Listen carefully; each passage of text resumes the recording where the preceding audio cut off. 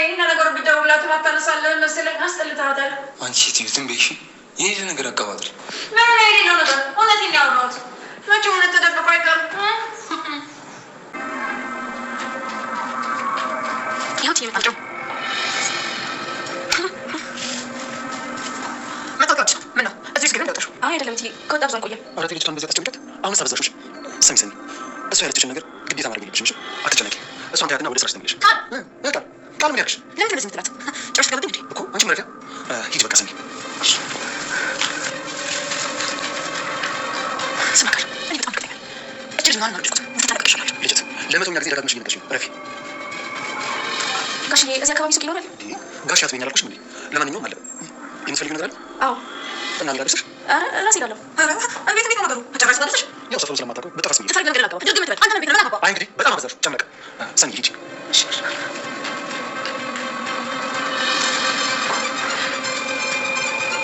ናታን ቃልን ለመሰለል ከማን ጋር እንደሚያወራ ቤት ውስጥ ምን እንደሚሰራ እንዲሁም ደግሞ ሲወጣም ሲገባም እያንዳንዱን መረጃዎች የምታቀብላትን ሰኒን በሰራተኝነት መልኩ ወደ ቃል ቤት ልኳል ማለት ነው። ያ ነገር ደግሞ እንዲሳካለት ይፈልጋል። ሁሉን ነገር አመቻችቶ ነው እንግዲህ ወደ ቃል የላካት ማለት ነው ሰኒን። ይህንን ነገር እንግዲህ ናታን ያቀደበት ምክንያት ቃል እህቱ ጠፍታው ስለነበረ፣ ምክንያቱም እሱ እስር ቤት በነበረበት ሰዓት ላይ ከእስር ቤቱ እንኳን ሲወጣ እነ ናታን ቤት ነበረ ፕሮግራም እየተደረገለት ማለት ነው። ያው እሷ በዚህ ነው የምታውቀው የተደረገለት ያው አቀባበል መርዝ ማብላት ስለነበረ ማለት ነው። ይሄንን ሁላ ነገር እህቱ አታውቅም። ነገር ግን ኤፍራታ ፕሮግራም አዘጋጅታ እሱ ደግሞ እዛ እንደሄደ ነበረ የምታውቀው የቃል እህት። እንግዲህ እሷ ከሄደች በኋላ ቤት ውስጥ ምግብ የሚያበስልለት ስለሌለው ሰራተኛ እንደሚፈልግ ለደላላ ካሳወቀ በኋላ ነው እንግዲህ ይሄንን ዘዴ የተጠቀመው ማለት ነው ናታን አሁን ላይ እቅዶቹ እንዲሳኩለት እንግዲህ ሰኒን ወደ ቃል ቤት የላከበት ምክንያት ነው ማለት ነው። እንግዲህ ሰኒ እሷ እንዳሰበችው እንዳቀደችው አይደለም ከቃል ጋር የምትኖረዋ እንግዲህ ያው ያኔት ሆና ተገኝታለች ማለት ነው። ያኔት ደግሞ እንደሚታወቀው ሴጣን ናት ማለት ነው። ያንን ነገር ደግሞ በአሁኑ በገባች በአንደኛው ቀኑ አይታለች፣ ቀርጻችኋለች በነገራችን ላይ። ነገር ግን ያው እሷ እንዳቀደችው አልሄደላትም ማለት ነው። በመጀመሪያው ቀን እንግዲህ በጣም ፈርታት ስትንቀጠቀጥ ነበረ። እያንዳንዷን እርምጃዋን እየተከታተለቻት ነበር። መታወቂያሽን አንቺ ማን የላከሽ? ለምንድን ነው የመጣሽው? የአንቺ ሴራ ሌላ ነገር ሊሆን ይችላል እንጂ በሰራተኝነት መልኩ አይደለም እዚህ ቤት እየገባሹ በማለት እንግዲህ እየተጠራጠረቻት ትገኛለች። እንግዲህ ያው ከጠራቻት በኋላም አንቺ የመጣሽበት ምክንያት ምንድን ነው? ምንሽም ሰራተኛ አይመስልም በማለት ቃል ፊት ታፋጥታታለች ማለት ነው። ቃል ደግሞ ለምንድን ነው እንደዚህ የምታደርጊያት? ታዲያ ማንኛውም ሰራተኛ እኮ አንድ አይደለም፣ ሁሉም ይለያያሉ። ደግሞ ጽዳቷን መጠበቋ ምኑ ላይ ነው ክፋቷ? እና አንቺ ደግሞ ሁሉም ሰው እንዳንቺ ይመስልሻል እንዴ? ለምንድን ነው በዚህ ልክ የምትጠራጠሪው? እና ደግሞ መታወቂያዋ አዲስ እንደሆነ አውቃለች ማለት ነው። መጠራጠር ስለምታበዛ ምክንያቱም ተንኮል ስለሆነ በየጊዜው ሰራው ማለት ነው። ያኔት መታወቂያዋም አዲስ ነው። ምንም ሰራተኛ አልመሰለኝም። ቃል ብትጠነቀቅ ይሻላል ብለዋለች። ያንንም ነገር እንግዲህ ያው ሰኒ ሰምታለች።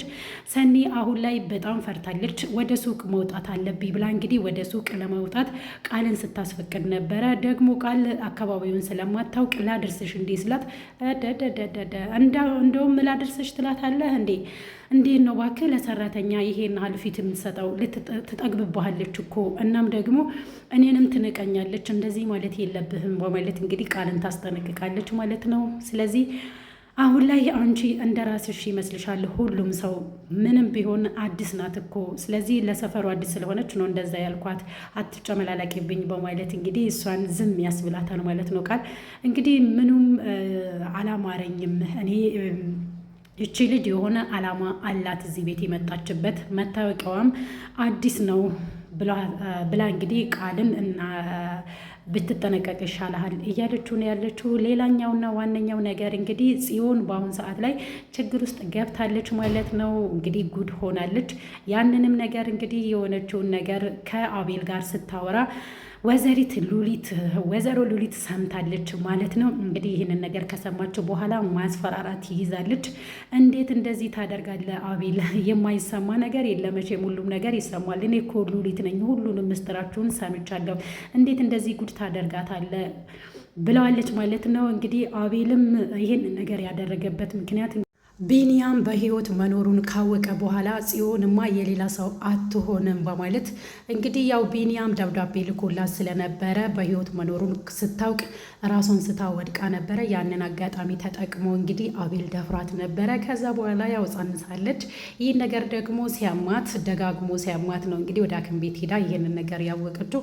ምንድነው ያደረግከኝ አንተ አውሬ በማለት እንግዲህ ቤት ከገባችሁ በኋላ ውጤቱን አውቃ ቤት ከገባችሁ በኋላ እንግዲህ እብድ ሆና እሱ ሲመጣ ወደ ውጭ አውጥታ ያው ስትጠይቀው ነበረ። ሉሊት ደግሞ ያው ሾክሻካ አይደለች፣ እየተሾካሾከች ተደብቃ ስታዳምጥ ነበረ።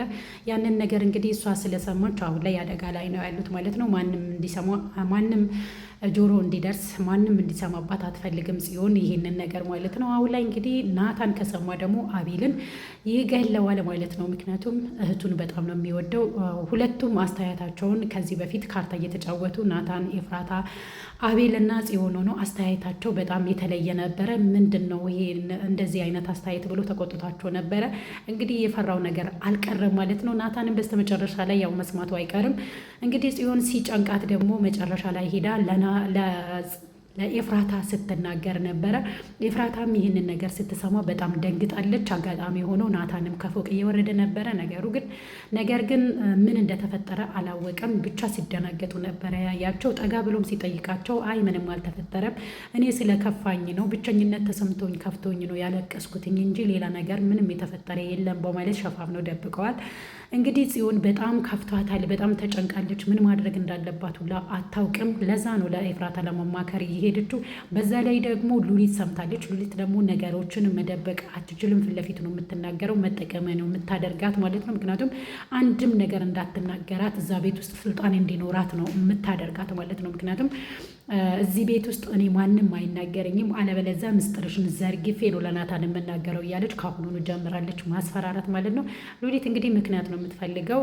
ያው ይህንን ነገር ለሁሉም እናገራለሁ በማለት እነሱን ታስፈራራና የምትፈልገውን ነገሮችን እዛ ቤት ውስጥ ማድረግ ትፈልጋለች። ስልጣን እንዲኖራት እዛ ቤት ውስጥ ደግሞ መቆጣጠርን ትፈልጋለች። ያ እንዲሆን ደግሞ ጽዮን አትፈልግም። ነገር ግን እዛ ቤት ውስጥ ምንም ነገር ማውራት የለባቸውም ነበረ። ገና ከሐኪም ቤት ሳትመጣ እዛው ሆና ጠርታ ብትጠይቀው ኑሮ ይሻላታል ነበረ። ነገር ግን የተናደደ ሰው የተበሳጨ ሰው ደግሞ በዛ ሰዓት ላይ ምን እንደሚያስብ ምን ማድረግ እንዳለበት ብዙ ጊዜ አያውቅም። በንዴት የምናደርጋቸው ነገሮች እንግዲህ ዋጋ ያስከፍሉናል። ጽዮንም አሁን ዋጋ ላይ ያስከፍላት ነው ማለት ነው። ሉሊት በመስማቷ እንግዲህ ብዙ ችግሮች ይመጡባታል። እንዲሁም ደግሞ የሉሊት ተላላኪም እንዲሁም ደግሞ ሉሊት እንደፈለገች እንድታዛት ያደርጋታል ማለት ነው። እናም ደግሞ እንግዲህ ያው ሆዷ እየገፋ በሄደበት ሰዓት ላይ ያው እርግዝና መደበቅ ስለማይቻል መታወቁ አይቀርም ማለት ነው። ነገር ግን አቤል እንደዚህ ማድረጉን ናታን ከሰማ ሌላ ችግር ነው የሚፈጠረው ማለት ነው። እንግዲህ ችግር ላይ ችግር እያጋጠማቸው ነው ያሉት የነ ናታን ቤተሰብ ማለት ነው። ናታን እንግዲህ ያው ለብዙ ነገር እየተጨነቀ ነው ያለው። ቃልን ማንነት ማወቅ ይፈልጋል። ቃል ግን ይህን ያህል ክፉ ሰው አይደለም። ይሄ የታወቀ ነገር ነው። ምክንያቱም ኤፍራታን ለመጠበቅ እንዲሁም ደግሞ የኤፍራታን ልጅ በሕይወት ለማቆየት ብዙ መስዋዕትን ከፍሏል። በስተመጨረሻ ላይ ግን ያው ሉሊት ነገሮችን አበላሽታ ሁለቱ ጠላታሞች እንዲሆኑ አድርጋለች ማለት ነው። ምክንያቱም ቃል ነው ይሄንን ነገር ያደረገው። ከልጅ መሞት ጀርባ ቃል አለበት ብላ ነው እንደዛ የተናገረችው ማለት ነው። ነገር ግን ያው ትዝታ ናት ይህንን ነገር ያደረገችው። ትዝታ እንግዲህ ቃል የናታንን ልጅ እንዲገል አድርጋ ነበር ያዘዘችው። ነገር ግን እሱ ይህንን ነገር አላደረገም። እንደተገደለ አድርጎ ሌላ ድራማ ሰርቶ ነበረ እንግዲህ ያው ናታን ቤተሰብን ማሳመን እየቻለው ማለት ነው። አሁን ላይ እንግዲህ የናታንና የኤፍራታ ልጅ በህይወት እንዲቆይ ያደረገው እሱ ነው። ነገር ግን ሉሊት በህይወት መታ እንዲሁም ደግሞ ያኔት በህይወታቸው መታ ነው ይሄ ሁሉ ፈተና እንዲበዛባቸው ኤፍራታም ልጇን ቶሎ ብላ እንዳታገኝ ያደረጋት ማለት ነው። እንግዲህ ያኔትና ሉሊት የስራቸውን ይስጣቸው። እነሱ ተደራድረው ልጁን ቃል ካስቀመጠበት እንግዲህ ያኔትና ሉሊት ከሙግዚት ቀምተው ሌላ ቦታ አድርገው እንግዲህ ያው አሁን ላይ ናታንና ኤፍራታ እንዲሁም ደግሞ ቃል በፈተና ውስጥ እንዲሆኑ አድርገዋል ማለት ነው። እነሱ ደግሞ ያው የእጃቸውን የሚያገኙበት ጊዜ ይመጣል ማለት ነው። ነገር ግን በስተመጨረሻ ላይ ቃል ናታንና ኤፍራታን እንዲሁም ደግሞ ጽዮንን በጽዮን በኩል መበቀል ይፈልጋል ማለት ነው። በቀል እንዲኖር ነው ያደረገችው ያኔት እና ደግሞ ሉሊት ማለት ነው። ስለዚህ ለስራቸው ደግሞ የእጃቸውን የሚያገኙበት ጊዜ ይመጣል ብዬ አስባለሁ ማለት ነው። ውድና የተከበራችሁ የቻናሌ ቤተሰቦች ለዛሬ ያዘጋጀውላችሁ ቪዲዮ ይሄንን ይመስላል። በሌላ በቀጣይ ቪዲዮ እስክንገናኝ ድረስ ቸር ሰንብቱ። የሐረግ ድራማ እንግዲህ አሁን ላይ ደግሞ አዳዲስ ካራክተሮች እየገቡ ነው ያሉት ማለት ነው። ቃል ቤት እንግዲህ በሰራተኝነት ሰኒ ገብታለች። ሰኒ እንግዲህ በአሁኑ በአንድ ቀን ብዙ ፈተናዎች እያጋጠሟት ነው ያሉት ማለት ነው። ምክንያቱም ያኔት ሴጣን የሚቀናባት በጣም ክፉ ሰው ናት ማለት ነው። እንግዲህ መጨረሻውን የምናየው ይሆናል። ለዛሬው ያዘጋጀውላችሁ ቪዲዮ ይህንን ይመስላል። ባይ ባይ።